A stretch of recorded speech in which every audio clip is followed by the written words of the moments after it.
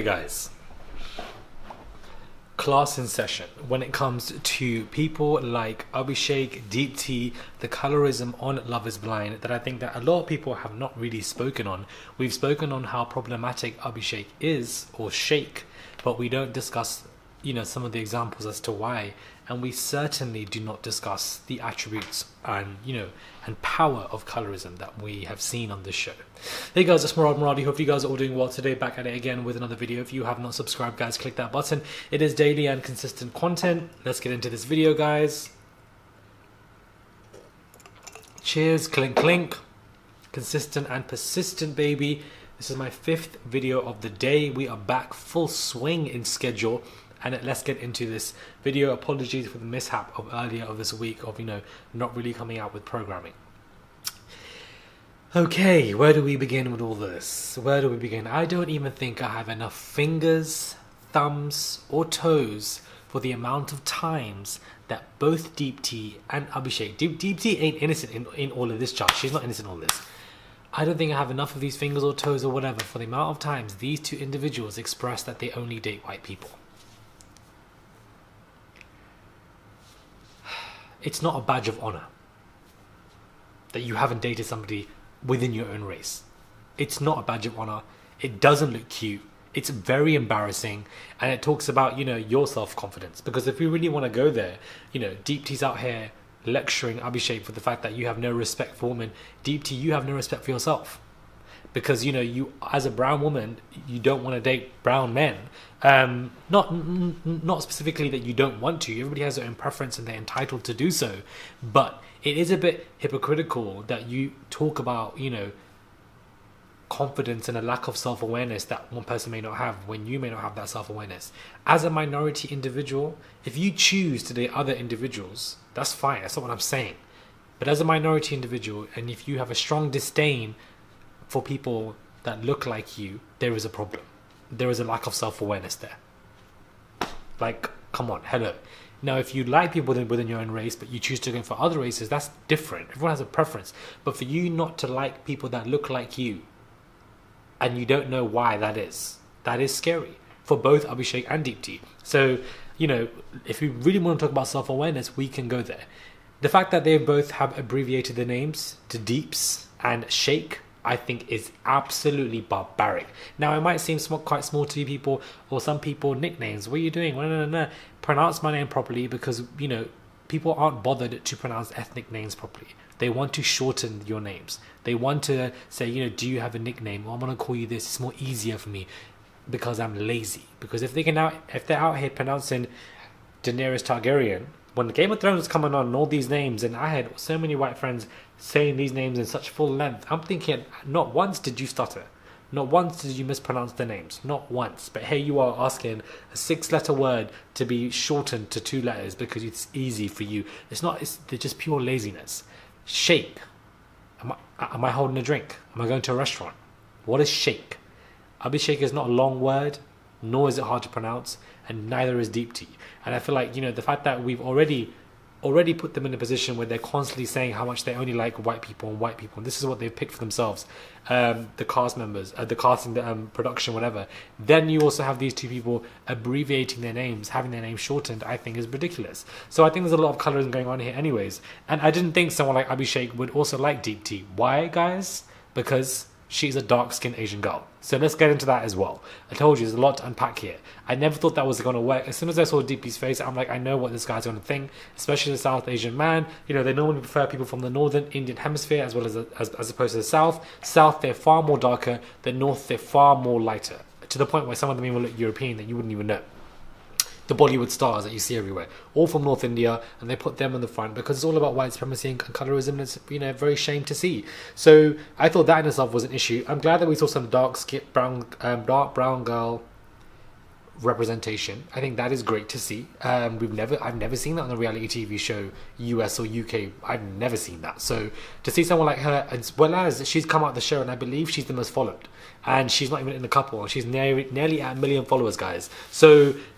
And she's a dark-skinned brown girl. So I'm here for it. I feel like the last girl who was the most followed was the girl, I forgot her name, but she was a black girl who married a white guy, and they're very, like, you know, still together, got a YouTube channel and everything together. She was the most followed from her season as well. So it's refreshing to see stuff like this, and I'm glad that we saw that representation. I'm glad that we saw people like Deep T as well.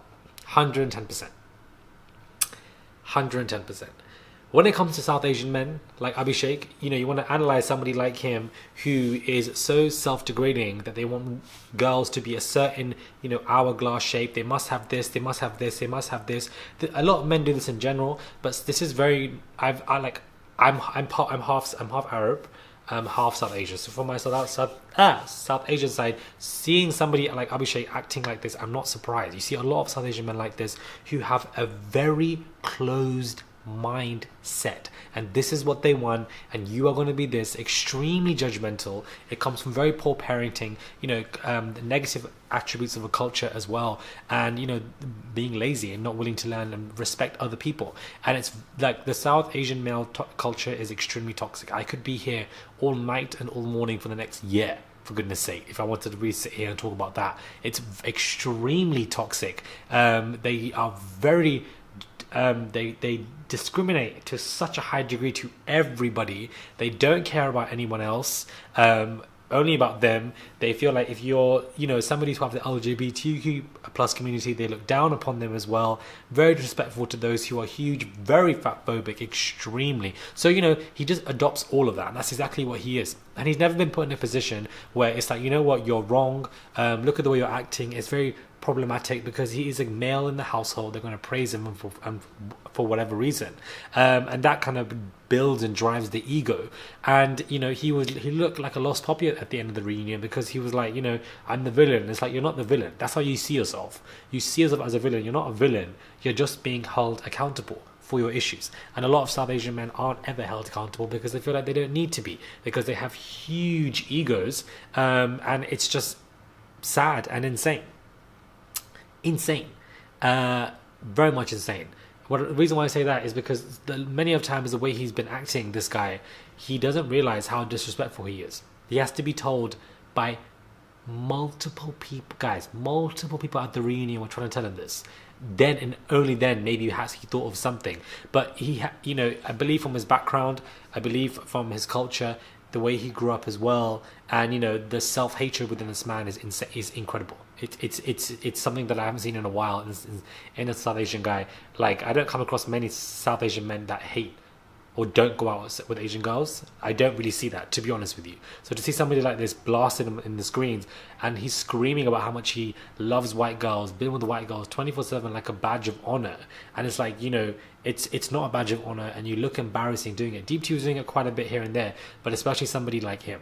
There's so much colorism on the show, the toxic South Asian male culture, the way, you know, he degrades women, holds them to some kind of object value, and the fact that, you know, you can buy and purchase and sell in such a derogatory, disrespectful manner.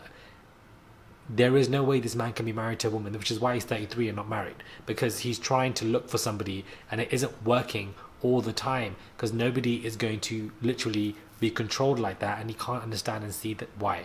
I feel like he does have some narcissistic tendencies. I don't think he has a narcissistic personality disorder, but I do think he has some kind of tendencies here and there. There's no empathy for anybody else, constantly thinking about himself, a huge lack of self-awareness, you know, just centering everything about how and what he wants, with no understanding of how it makes the other person feel at all.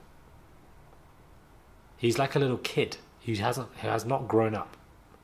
That's the way he acts. Very immature. And he can't see that, which is why I think he's great for the show. Because any idiot that doesn't know that they are an idiot, they are great for the show. Fantastic. Producers see this from a mile off, and they love it, and they want you to be. That's why they made him to be, you know, somebody got love airtime, because he's an idiot that doesn't know he's an idiot, and he's bringing you so much entertainment and drama, and that's why everybody loves reality TV, for the dramatics. It's just like, it's sad, you know, a South Asian man, most likely not going to like a darker skin girl unless they're from the same caste or whatever the hell, bad words or these words that you want to use. And I think like that's another reason for why a lot of people don't think that she's a good looking girl, is because of colorism, is because she's of darker skin tone, and because we don't see dark skinned brown girls anywhere. So when you're seeing one, you're just like, whoa, what is this? Unfortunately, I feel like that is also another big reason for why, you know, just people don't perceive her to be as beautiful. When I think that she's a stunning girl. Anyways, let me know your thoughts are, guys. I don't want to be here all day talking about South Asian colorism and all this stuff. Like, I feel like I'd be exhausted doing that. So that's why I'm gonna make this video just like 10 minutes. But let me know your thoughts are. Maybe this can open up a conversation for you guys who may want to know more or may already know more. Comment down below. Let me know your thoughts are. Do you guys agree or disagree? Subscribe to the channel, click that button, and I'll catch you guys soon for another video.